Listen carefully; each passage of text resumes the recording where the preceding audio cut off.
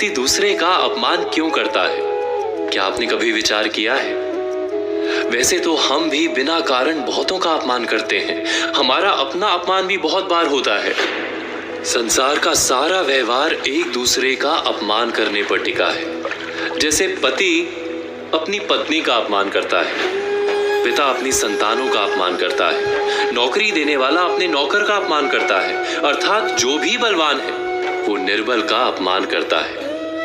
यदि हम शक्तिमान हैं तो अपमान के बदले में लड़ाई करते हैं, और यदि लड़ने की शक्ति नहीं होती तो हम अपमान सह लेते हैं, स्वयं को निर्बल और असहाय मान लेते हैं। हमें छोटे होने का एहसास होता है। ऐसा प्रतीत होता है जैसे हमारी आत्मा कुचली गई हो।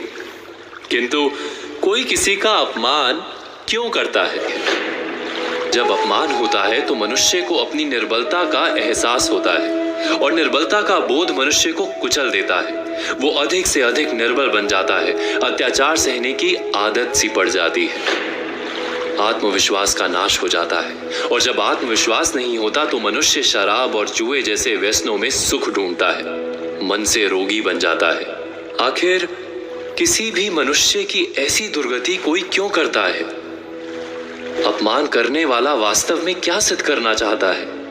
कभी गहराई से विचार किया है? वास्तव में हम किसी का अपमान करते हैं उसकी निर्बलता सिद्ध करने के लिए, ये बताने के लिए कि हम अधिक शक्तिमान हैं। अर्थात वास्तव में अपमान करने वाला स्वयं अपने आप को शक्तिमान या बलवान सिद्ध करने का प्रयास कर रहा है।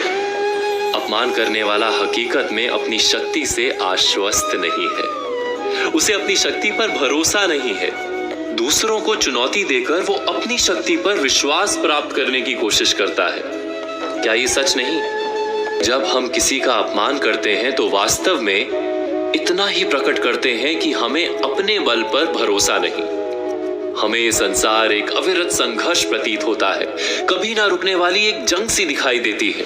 हम अपने निकट आने वाले सभी को प्रतिद्वंदी मानते हैं, फिर वो पति या पत्नी ही क्यों ना हो। हमें निरंतर लगता है कि हमें अपनी शक्ति सिद्ध करनी होगी, अन्यथा हमारा शोषण होगा, हम किसी के गुलाम बन जाएंगे।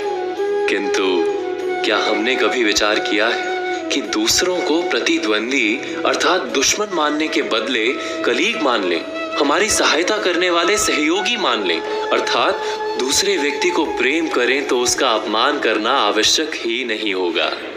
किंतु प्रेम करने के लिए आत्मविश्वास आवश्यक है।